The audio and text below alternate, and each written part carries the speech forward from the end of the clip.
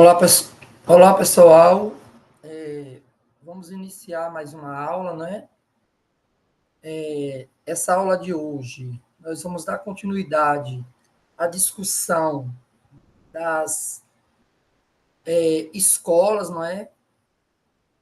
Da psicologia, que vão contribuindo para que a psicologia se torne realmente uma ciência, e aí a gente já discutiu por que ela passa a ser considerada uma ciência, né? Nós já vimos a questão da Gestalt, nós já vimos a questão também da outra escola. Agora nós vamos ver um pouco sobre a psicanálise, né?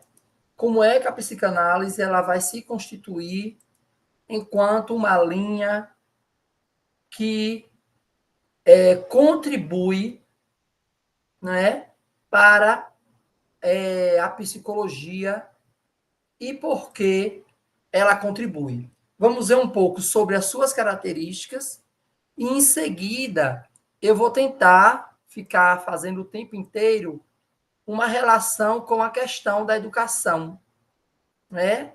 Como é que ela contribui para a educação, né? Como é que esse pensamento, né, psicanalítico ele vai contribuir com a educação. Então, eu vou projetar aqui o slide e vou, na medida do possível, fazendo comentários sobre como acontece essa interface entre psicologia e educação, né? E aí,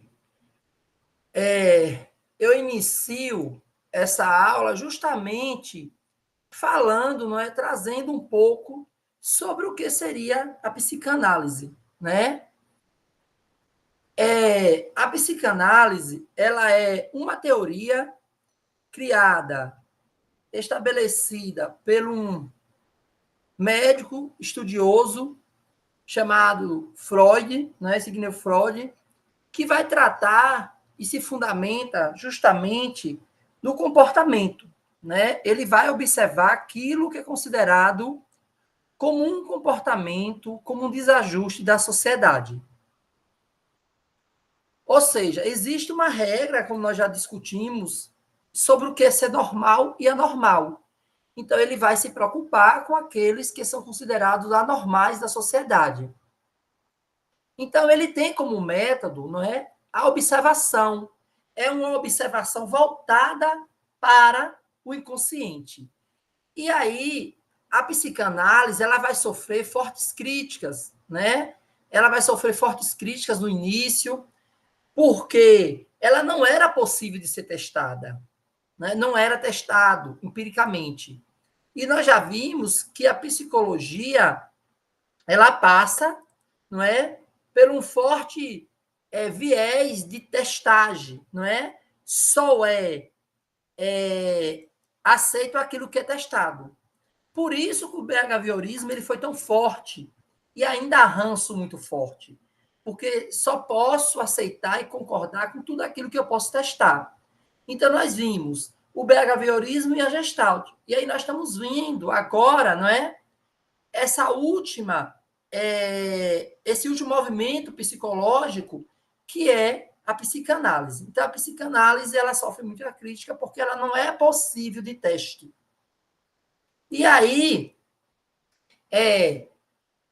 a teoria da psicanálise, fazendo já uma ressalva de início, ela vai servir para oferecer uma compreensão total do ser humano, né? Uma compreensão profunda do comportamento humano.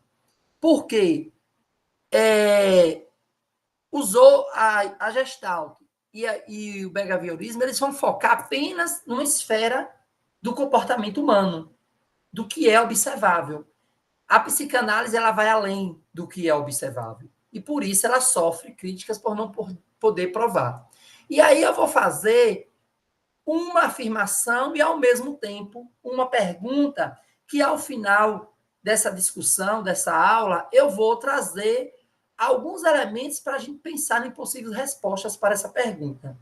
A afirmação que eu faço é: a psicologia psicanalítica tem implicações significativas no campo da educação. Mas por quê? Ao longo da aula, quando eu for apresentando e discutindo, eu acredito que vocês terão uma resposta, não é? Ou uma possível resposta para esse questionamento.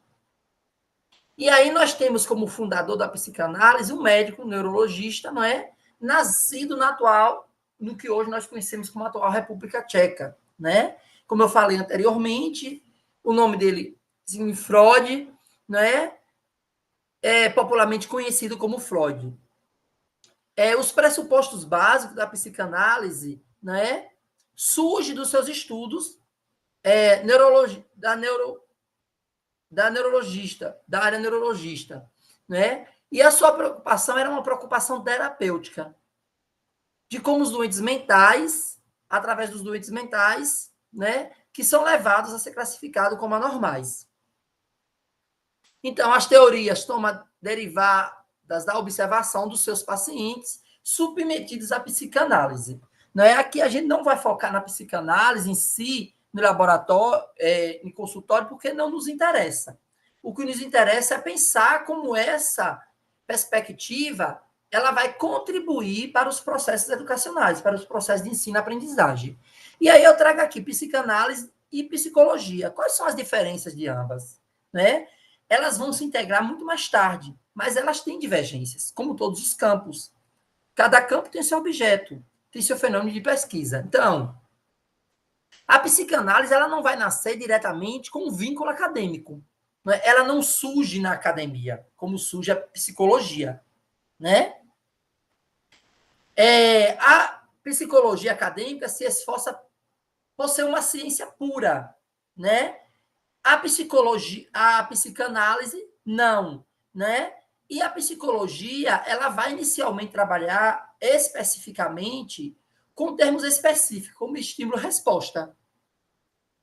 A psicanálise não é produto da academia e nem uma ciência pura. O que estava no centro da psicanálise era a questão do problema de que as pessoas tinham. A preocupação de Freud era o global, né? A personalidade humana na sua totalidade, em vez de funções específicas de percepção e aprendizagem ou, não é, estímulo-resposta, como a psicologia fazia. E aí, avançando um pouco mais, eu vou trazer aqui alguns conceitos básicos da psicanálise, né? Um conceito básico da psicanálise bastante importante na área é o inconsciente. É a ideia de inconsciente, né? O que é que a psicanálise vai chamar de inconsciente? A psicanálise vai chamar de inconsciente os desejos, a memória, as experiências que não estão acessíveis ao consciente, né? Mas que influenciam o nosso comportamento. É isso que a psicanálise vai chamar de inconsciente. E aí a psicanálise vai dizer que existem os conteúdos inconscientes que muitas vezes eles se manifestam. Eles se manifestam através de sonhos, de lapsos, que a psicanálise vai chamar de atos falhos. Né? Tipo, eu vou iniciar uma coisa e vou, em vez de eu dizer estou iniciando, eu vou dizer tipo, que bom que estou terminando. Isso seria um ato falho inconsciente da minha vontade de estar terminando em vez de estar iniciando. E aí tem também as estruturas da personalidade, não é? Que isso aqui é que muito nos interessa na área educacional, que é o ID, né?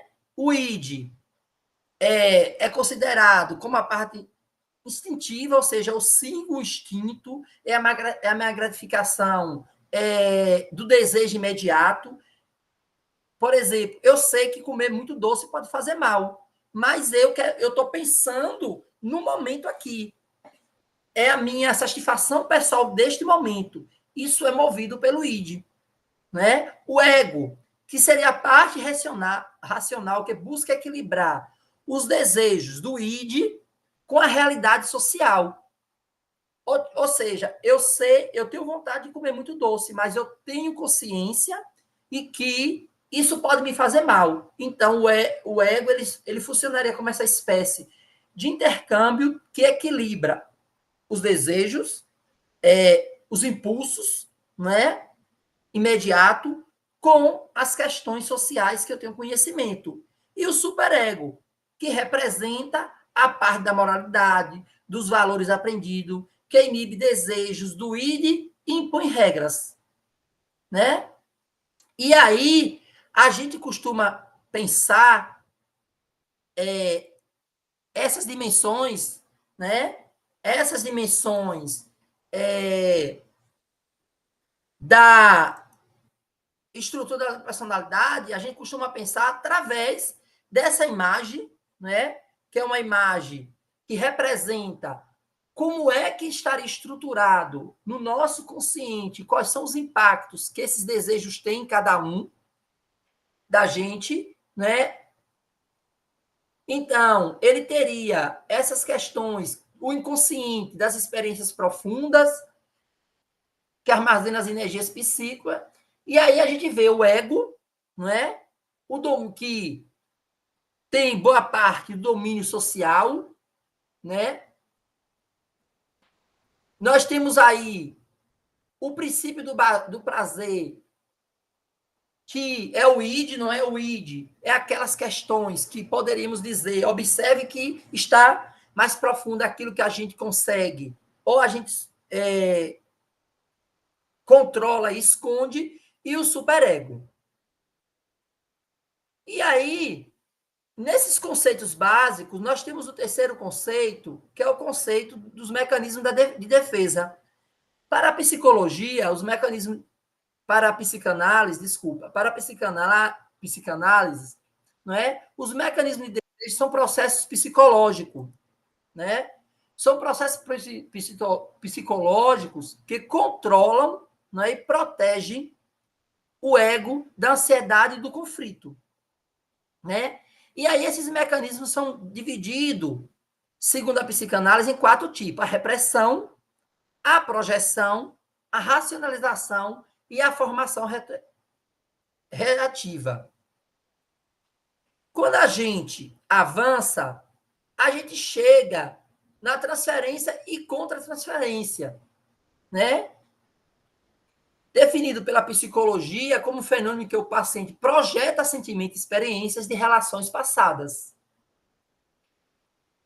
E por que é importante? É importante para entender a dinâmica da relação terapêutica, não é? A contra-transferência. São sentimentos do terapeuta em resposta ao sentimento do paciente, né?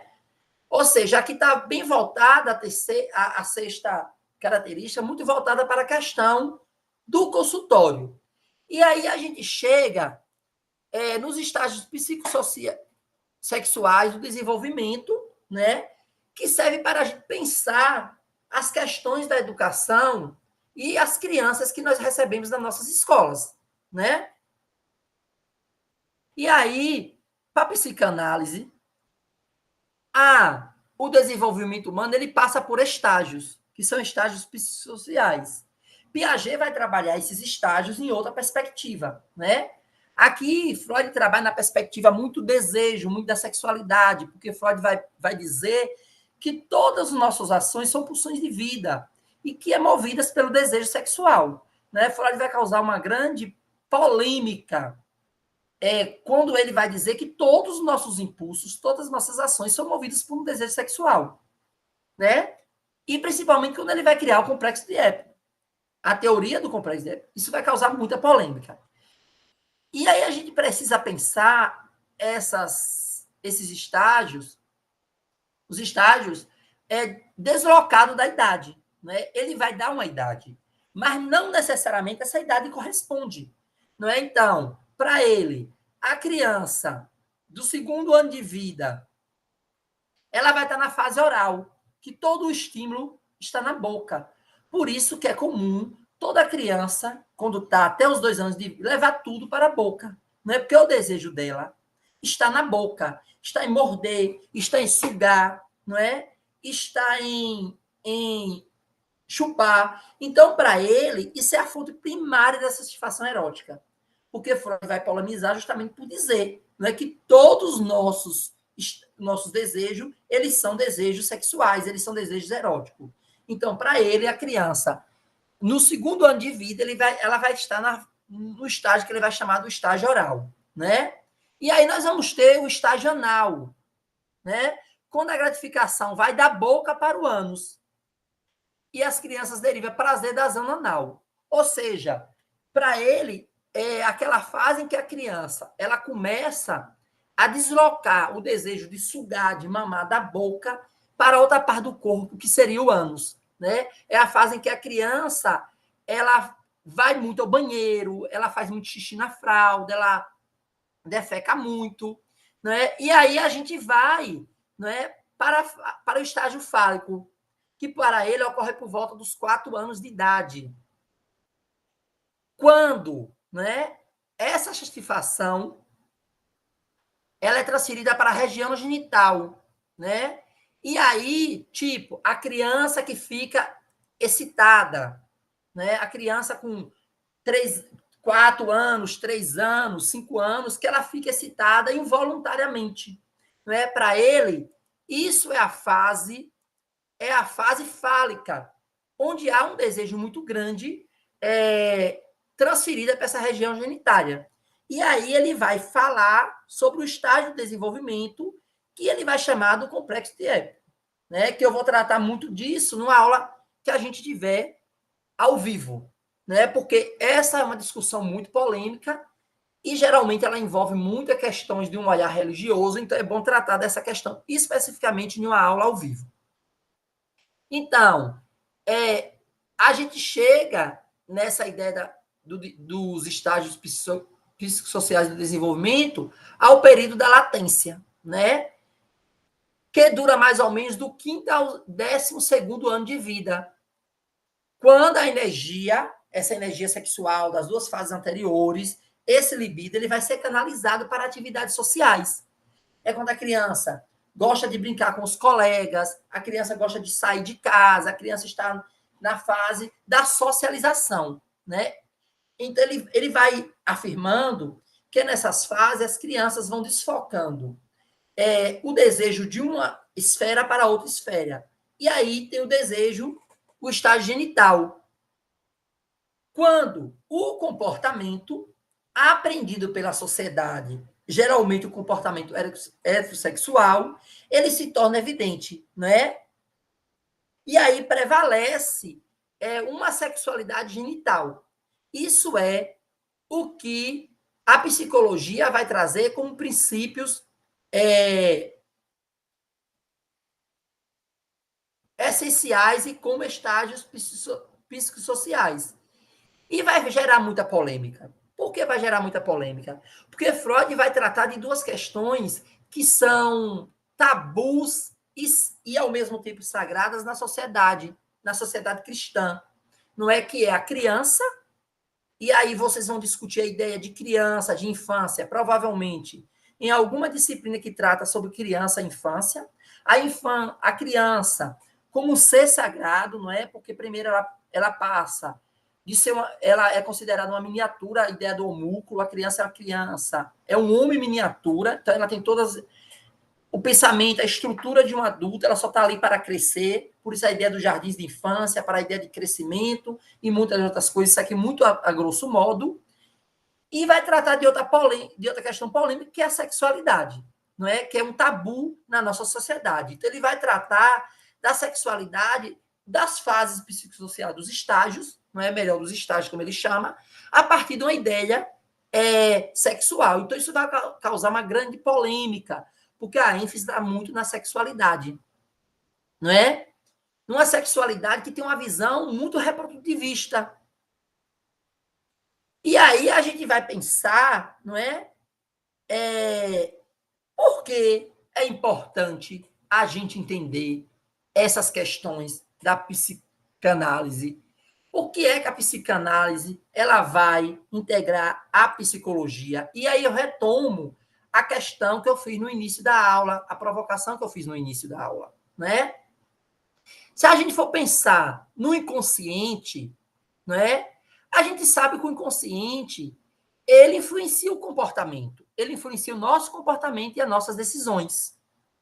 Então, essa Esse conhecimento, ele é importante porque ele vai fazer com que a gente pense, né, em ambiente seguro e acolhedor que promova a aprendizagem. Porque a criança, ela precisa se sentir acolhida, ela precisa se sentir num ambiente, né, em um ambiente seguro, porque o inconsciente, da forma como ela está sentindo, e a gente não está percebendo muitas vezes, vai influenciar no processo de aprendizagem.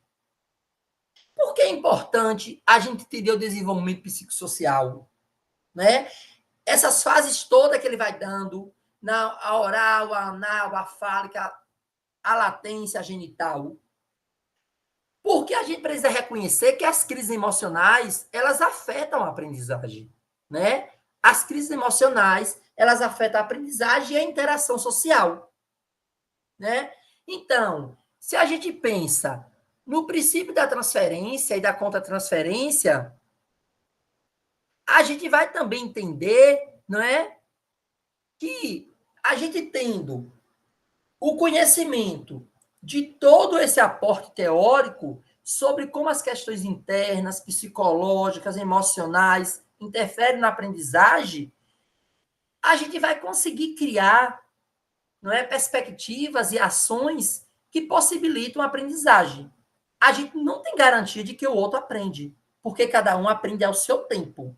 A gente vai ver isso muito quando a gente discutir Piaget, quando a gente discutir Vallon, quando a gente discutir Vygotsky, quando a gente discutir Aslo, na aprendizagem significativa, não é? A gente faz com que, a gente vai tentando com que, através desses conhecimentos que a gente vai tendo, criar interferências, ações pedagógicas que possibilitem uma aprendizagem significativa. Mas isso não quer dizer que eu vá conseguir, porque cada um aprende ao seu tempo e do seu modo. Teve uma época, vocês estão tendo alfabetização, eu acho que vocês estão tendo alfabetização e letramento, não sei se a disciplina chama assim. Teve uma época, quando a gente discute, estuda os métodos de alfabetização, teve-se uma época que se acreditou, né? E que alfabetizar era apenas uma questão de método. Hoje a gente sabe que não é. É uma área já bastante consagrada que alfabetizar não é só uma questão de método. Alfabetizar envolve uma série de questões para além do método. Eu venho trabalhar em escola particular que usava o método da casinha feliz.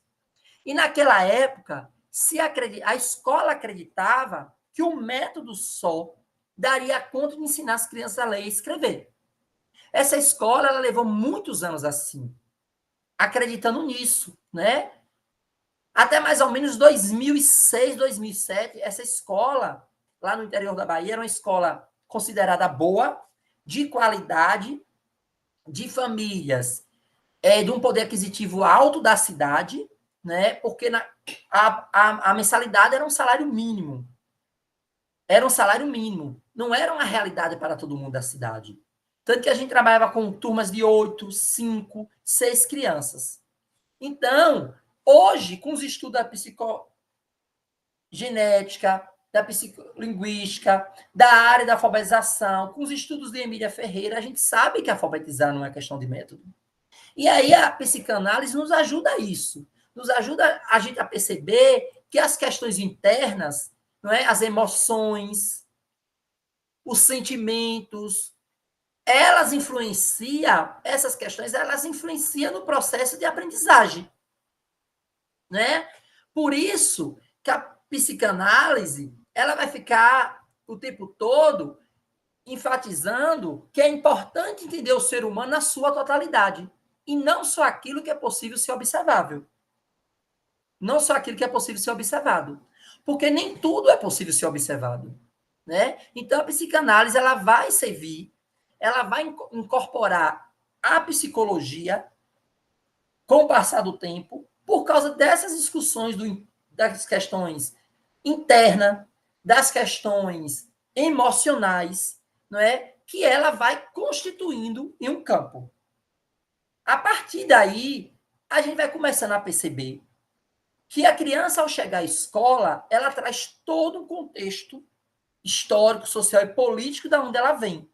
E que esse contexto, esses fatores, eles interferem no processo de aprendizagem.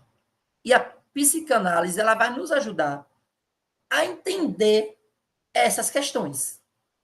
Evidentemente que muitas questões que a psicanálise afirma quando a gente vai estudar, ela não condiz mais com a realidade. Naquele momento, foi importante. Hoje ainda é importante para a gente até perceber que não é dessa forma, né? Mas não mais usável no contexto atual. Então, por isso que eu afirmei no início da aula que a psicologia psicanalítica tem implicações significativas no campo da educação. E por quê? E estou fazendo essa discussão ao final justamente para a gente entender essa importância do campo educacional. No campo educacional, não é? Entender como é que esses fatores, entender um pouco como é que esses fatores, como é que a compreensão do comportamento humano na sua totalidade, ela pode significar essas implicações na sociedade, no processo de ensino e aprendizagem, né? Porque ela vai trazer luz a questões que são importantes, que é a questão da personalidade. Como é que cada um de nós se constitui enquanto ser humanos, não é? Social, político, histórico, ser humanos únicos, porque cada um de nós somos únicos, apesar de sermos todos seres humanos, mas somos seres marcados por questões que nos diferenciam, questões de raça, de classe, de gênero, marcadores, não é? E a personalidade também. Tanto que é comum quem tem filhos, gêmeos idênticos, criar igual e comportamento ser diferente, né? Tanto na sociedade como na escola. Então, esses fatores da psicanálise social, psicológica vai nos ajudar a pensar sobre isso, a reconhecer que esses comportamentos, que essas emoções, que essas expressões, não é, do que está no consciente e no inconsciente, interfere no processo de ensino e aprendizagem. E aí a gente, essa semana, a gente conclui aquele quadro, né, que eu coloquei para fazer, para colocar as características do behaviorismo, da Gestalt e da psicanálise. A gente conclui esse quadro como atividade das semanas, e aí a gente eu vou expandir, alargar ele, que vai valer uma das primeiras notas do componente, né? Como a gente sabe, a nota são 10 pontos na primeira unidade, que é dividida 6 da prova e 4 de atividades. Então, eu vou reenviar, não é? Vocês vão terminar o quadro, fazer a terceira coluna, e eu vou reenviar ele reelaborado, né, na atividade dessa semana, para que vocês façam um alargamento desse quadro, né, que eu chamei de quadro comparativo, né? Vocês vão fazer um quadro comparativo que são 3 colunas. Cada coluna, vocês vão colocar as características de cada um desses movimentos, desses pensamentos que nós estudamos até aqui, né? Que foi o behaviorismo, a Gestalt e a psicanálise. E aí, a partir da elaboração do quadro, vocês irão fazer uma outra atividade utilizando esse quadro, que será uma atividade avaliativa. Ok? Então, uma ótima semana a todos e todas e até a próxima aula. Um abraço.